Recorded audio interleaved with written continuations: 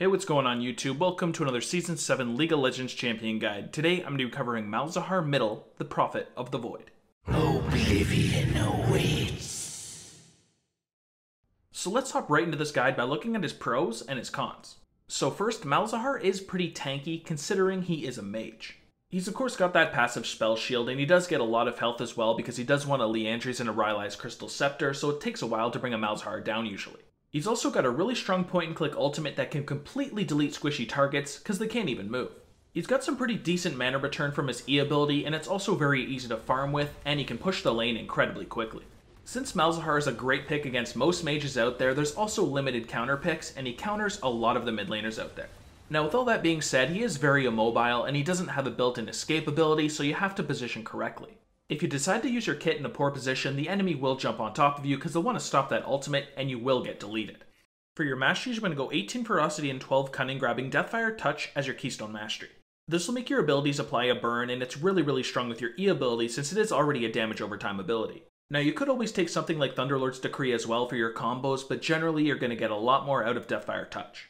For the rest of your masteries, you want to focus on getting as much damage as possible on the Ferocity side and a little bit of increased sustain in the Cunning side. I personally really like going for Meditation because I do spam my abilities a lot and I like having that extra mana regeneration, but it's not required. Of course, instead of going 12 Cunning, you could always go 12 Resolve as well if you want a little bit of increased sustain. For my runes, I like to go for Magic Penetration Reds, Scaling Health Yellows, Scaling Cooldown Reduction, and Magic Resist Blues, and Ability Power Quins. The Magic Penetration and Ability Power is going to make last hitting a lot easier, and of course your Harassment is going to be a lot stronger.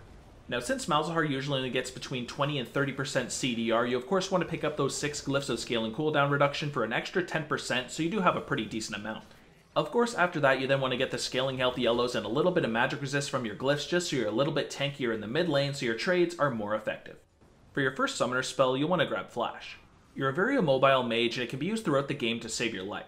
It's also great when used defensively so you can close a gap on an enemy and then delete them with your Nether Grasp. For the second Summoner spell, Teleport is my favorite option. It's great for getting back to lane if you do get pressured out, or it will allow you to split push and still make it to team fights and objectives. Since you are a fairly immobile champion as well, you can use this to teleport gank as well, because if you do get on top of the enemy team and ultimate them, you're going to be pretty effective. Now both Exhaust and Ignite, however, are really good combat options. Take Exhaust against high damage champions like a Yasuo, or Ignite to all in the enemy champions if you do have an easy lane. Your passive ability is Void Shift, and this gives you the ability to stop crowd controls and also reduces damage you take. Malzahar receives Void Shift if he hasn't taken damage nor been affected by crowd control and lasts between 30 and 12 seconds. Damage from minions does not interact with Void Shift. Void Shift phases out Malzahar, making him immune to crowd controls and taking 90% reduced damage, lingering for 0.25 seconds after taking damage or blocking a crowd control effect. So this here is a fairly strong passive because it is kind of a Banshee's Veil, although not as strong because normal attacks will take it off as well. It's also going to be really hard to get this ability up in the early game because it does take 30 seconds of you not getting hit, which is a pretty damn long time in the lane phase. Therefore in the lane phase, if you don't currently have the shield available, you want to play a little bit more safe and make sure you just farm from a distance with your E ability until you have the shield again, and then go for a trade. Your Q ability is Call of the Void, and this is your AoE damaging ability that will also silence multiple targets if caught within. When activated, after a 0.25 second delay, Malzahar summons 2 orbs at the target location perpendicular to where it is facing, and after a 0.4 second delay, dealing magic damage to all enemies caught between the 2 orbs and silencing them. So this here is a pretty solid ability because it is an AoE damaging ability with a 900 range, and it has a scaling silence duration as well. With only a 6-second cooldown, this is an ability you can use rather often, and it will contribute a lot of damage into the lane phase and team fights, although not as much as your E ability. Either way, if you can silence multiple targets in a team fight, this is an incredibly strong ability, so you have to focus on landing that before you go for your ultimate usually. A well-placed Call of the Void at the right time can win your team a team fight. Your W ability is Void Swarm, and this allows you to summon Voidlings that will attack the targets of your Malefic Visions. Passively, Malzahar gains a stack of Gathering Swarm when he casts another spell, up to a maximum of 2. Stacks can be gained during the summoning, but will not be consumed. When activated, Malzahar summons a Voidling after a 0.35 second delay at the target location, plus an additional Voidling each stack of Gathering Swarm consumed. Voidlings deal magic damage with its attacks, and Voidlings deal 50% damage to epic monsters and 300% damage against lane minions affected by Malefic Visions. So this is a fairly strong ability, although it's not as good as your Q and your E ability, but it can make last hitting very easy. You can simply use your E ability on a minion wave, spawn your Voidlings to attack the targets, and clean up an entire minion wave. In teamfights, you want to use this ability after your E ability as well to add some nice damage and then go for an ultimate afterwards.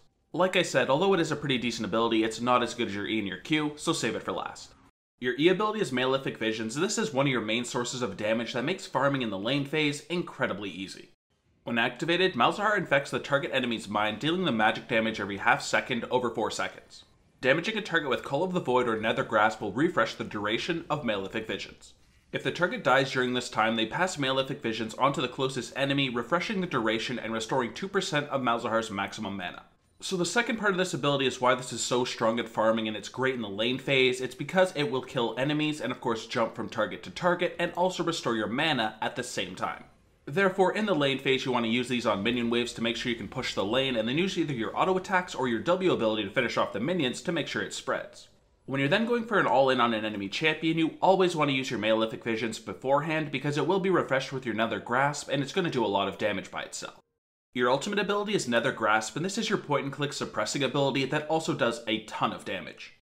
When activated, Malzahar knocks down an enemy champion. For the next 2.5 seconds, Malzahar channels, during which the target is dealt magic damage and suppressed. A null zone is opened beneath the target that lasts 5 seconds, dealing magic damage every second to both Nether Grasp target as well as other enemies within it. So this here is a really strong ability because it has a 110% AP ratio and also deals a bunch of extra damage with the null zone that is based on the target's maximum health, so it's great against tanks as well. Now, although this ability is incredibly strong, when you combo with something that holds people in place like Jarvan's ultimate, if there is multiple targets inside, this ability is pretty broken. If possible in teamfights, try to combo with other champions' abilities so you can hit multiple targets with its null zone, but if you have to use it on a single target, it's still obviously incredibly strong. For your skill order, you first want to put a point into your ultimate whenever you can at 6, 11, and 16. Then you'll want to focus on maxing your E ability first because Malefic Visions is really strong at harassing your opponent if it does jump to them, and it's also great at clearing up minion waves. You'll then want to max your Q ability second because it does some pretty significant damage as well and does have a scaling silence duration, so it has the potential to be a really devastating ability. That of course means you want to save your W ability for last, but I do like to take a point in the ability at level 2 because it's really solid when combined with your E ability in the early game to farm and push the wave. At level 2, you can start using your Malefic Visions and Void Swarm to start farming. This combo should take out the melee minions and then bounce to the casters afterwards. You'll then want to try and harass your opponent as much as you can. Use your Malefic Vision bounces plus auto attacks to do so. If the enemy decides they want to engage onto you, you can always use your Call of the Void to silence them to make it less effective. If you can get the enemy to around 50% by the time you hit level 6, you can easily delete them with your Nether Grasp, so pay attention to when you're going to hit level 6. Finally, if the enemy starts to roam, you'll want to follow them and counter gank. You're not the most mobile champion out there by a long shot, but if you do make it to the lane phase, you can still pick up some pretty easy kills. Malzahar's a pretty strong team fighter, but he does require some pretty solid positioning. You want to try to land your Call of the Void on the enemy team's backline to stop some of their damage and chunk them. Generally, you're also going to want to save onto your Nether Grasp for a while because if you do it in the beginning of a fight, people are going to target you because they'll want to stop it, and you might die really quickly. Sometimes it's also going to be a good idea to use your Nether Grasp on the enemy team's engaging champions so your team can quickly deal with them and then go for an easy 5v4 afterwards. You'll want to do this if the enemy team's engager is a bit too aggressive and they're far away from their team. Now let's look at some of your hardest matchups, and first up is Diana. Diana is an incredibly bursty champion and she can burst you even through your spell shield. You'll have to dodge her Q ability at all costs because if it does land, she's going to get multiple uses of her ultimate and she's going to destroy you. I'd also recommend saving onto your ultimate as a defensive because if she does get on top of you, you can still delete her with your E and your ultimate. For the next hard matchup here, we've got Swain. Now Swain's going to be pretty annoying for you because he does have a lot of sustain from his ultimate and he's going to out-heal your Malefic Visions, usually anyways. He's also going to be a pretty tanky champion, so if you do go for an all-in combo, he's usually going to survive and then he's going to start sustaining up and do a lot of damage back towards you. In the lane phase, just use your Malefic Visions to farm as much as possible and shove him under his tower. And for the last hard matchup, we've got Talon. Talon is of course a very bursty champion, and if he does get on top of you, he can delete you really quickly. Try to dodge his rake as much as possible because if it is landing and he gets you low, he's going to go for an all-in. You may also want to consider getting an early Zonius because surviving his all-ins is pretty hard for you. Yet again, you'll want to hold on to your ultimate as a defensive. If he tries to get on top of you, you can use it to save your life and hopefully delete him. Alright, now let's look at that item build, which starts with either a Doran's Ring, Health Potion, and a Warding Totem, or if you're feeling very confident, a Dark Seal, Health Potions, and a Warding Totem. Usually I'll just go for the Doran's Ring, but if you're feeling like the lane's going to be rather easy and you just want to try to maybe get a Magi's later on, then go for the Dark Seal. So for your core build, you have the Morello Nomicon, the Leandries, and the Rylai's Crystal Scepter. This will give you a bunch of ability power, 20% CDR, a really nice health pool, and even a slow. With this core build, you're actually going to be a pretty tanky champion with all the health you get from these items, and you're also going to do a lot of damage, and of course, as I mentioned, have 20% CDR, so you can use your abilities a little bit more often. For your boot options, you have Sorc Shoes for magic penetration if you want to increase your damage, or Aeonian Boots if you want 10% CDR. I'll usually go for Sorc Shoes myself, but both are very viable options. For the item pool, we first have the Void Staff. This is pretty much a core item on Malzahar because it really increases your damage, and when people get magic resist, it's going to make you a lot more effective. Then, if you really want to increase your damage and have the most damage as possible, you could get the Rabadon's Death Cap. This of course increases your ability power by a percentage, so in the late game it will add a ton of damage. So next, as defensive options, you can get either the Zhonya's or a Banshee's Veil. The Zhonya's is an incredibly strong item you can activate to go into stasis to survive all sorts of different situations, and the Banshee's Veil will block spells over and over again. When you combine it with Malzahar's passive shield, it's pretty AIDS. Another viable option would be the Rod of Ages. I don't get this item too much myself because I like to rush that Morellonomicon, but it is a viable option. If you're then looking to be bursty as possible and you want some increased movement speed, you could get the Luden's Echo. This usually isn't needed on Malzahar, however, because he doesn't rely on roaming usually, and he doesn't need that extra burst damage, but it can be viable. And then for your last item, of course, we do have the Magi's. If you did go for a Dark Seal and you are getting a lot of kills and you feel like the game's going to be pretty easy, it is a fantastic pickup. For that example fill build though, I take that core build, get some Sorc Shoes, and then the Rabadon's Death Cap, and a Void Staff. You're going to have an absolute ton of damage with all the ability power, and you're also going to be a pretty durable champion. And that's all I've got for mid lane Malzahar. If you guys did enjoy the video, please make sure you like and subscribe, and also check out the video description below.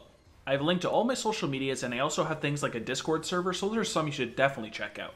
But other than that, thank you guys so much for checking out the video. I really do appreciate it, and I will see you guys in the next one. Take it easy, have a good day, and peace.